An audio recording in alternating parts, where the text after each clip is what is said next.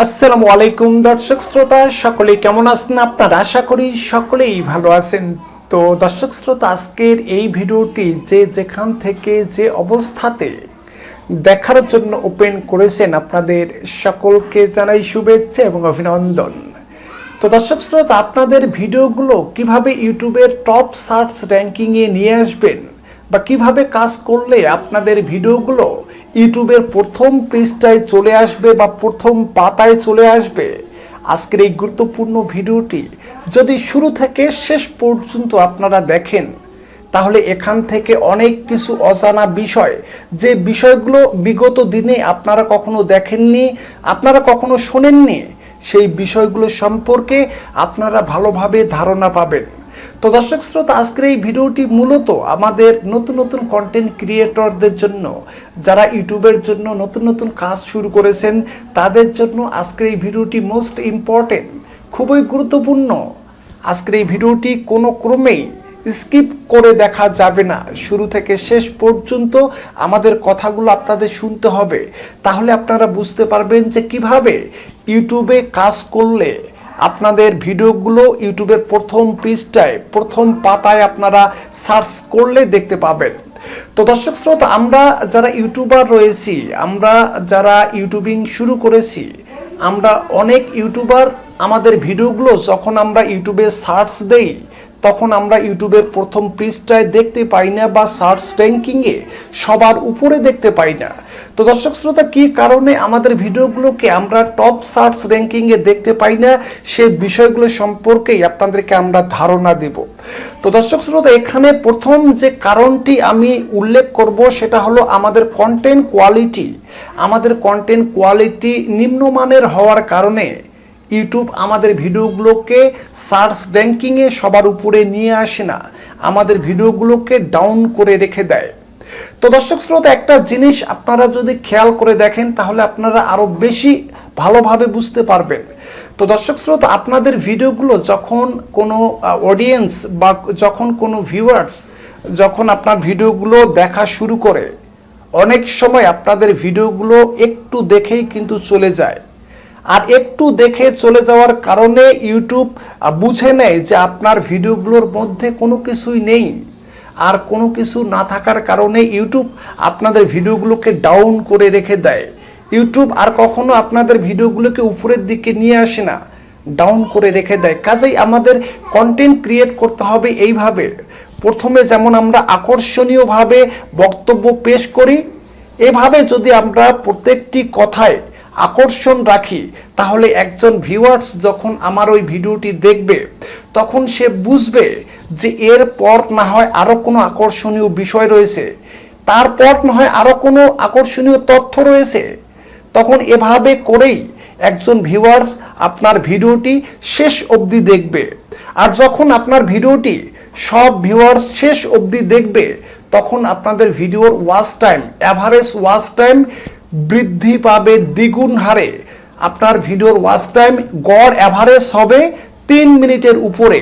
আর যখন আপনার ভিডিওর অ্যাভারেজ ওয়াচ টাইম গড় হবে 3 মিনিটের উপরে এবং অডিয়েন্স রিটেনশন যখন বৃদ্ধি পাবে 30-এর উপরে চলে যাবে, তখন ইউটিউব মনে করবে যে আপনাদের ভিডিওগুলোর মধ্যে অবশ্যই কোনো না কোনো তথ্য রয়েছে। আর এই তথ্যগুলো থাকার কারণেই আপনাদের ভিডিওগুলো অডিয়েন্স শুরু থেকে শেষ পর্যন্ত দেখতেছে। তখন ইউটিউব আপনাদের ভিডিওগুলোকে টপ সার্চ র্যাঙ্কিংয়ে নিয়ে আসবে। এই বিষয়টা আপনারা হয়তো বা পরিষ্কার হয়ে গেছেন যে আমাদের কি কারণে ভিডিওগুলো ডাউন হয়ে যায় বা আমরা সার্চ র্যাঙ্কিংয়ে দেখতে পাই না। তো দর্শক শ্রোতা, এটা প্রথম আমি যে কারণটি আবিষ্কার করেছি, সেই কারণটির মধ্যে একটি কারণ হলো আমাদের কন্টেন্ট কোয়ালিটি। আমাদের কন্টেন্ট কোয়ালিটি অবশ্যই ভালো রাখতে হবে। আমাদের কন্টেন্টের মধ্যে অবশ্যই কিছু না কিছু তথ্য দিতে হবে, কোনো না কোনো আকর্ষণ দিতে হবে। তাহলেই একজন ভিউয়ার্স আপনার ভিডিওগুলো শুরু থেকে শেষ অবধি দেখে যাবে। দ্বিতীয় যে কারণটি আমি বলবো, সেটা আমাদের কন্টেন্ট যখন আমরা ইউটিউবে আপলোড করি, তখন আমাদের কন্টেন্টের উপরে আমরা থাম্বনেল আমাদের অ্যাড করতে হয়। তো দর্শক শ্রোতা, আমাদের কন্টেন্টের থাম্বনেলগুলো নিম্নমানের হওয়ার কারণে ভিউয়ার্সরা কিন্তু ক্লিক করে না। আর এই জন্যই ক্লিক থ্রো রেট কিন্তু আমাদের কমে যায়। আর যখন আমাদের কন্টেন্টের ক্লিক থ্রো রেট কমে যায় তখন আমাদের কন্টেন্টগুলো ডাউন হয়ে যায় বা ভিউজ কম হয়। কাজেই আমাদের আকর্ষণীয় মানের কন্টেন্টে আমাদের দিতে হবে থাম্বনেল। থাম্বনেল যদি আপনাদের আকর্ষণীয় হয় তাহলে একজন ভিউয়ার্স তাৎক্ষণিকভাবে আপনাদের থাম্বনেলে ক্লিক করবে এবং আপনাদের কন্টেন্টের কথাগুলো অবশ্যই মনোযোগ দিয়ে শুনবে।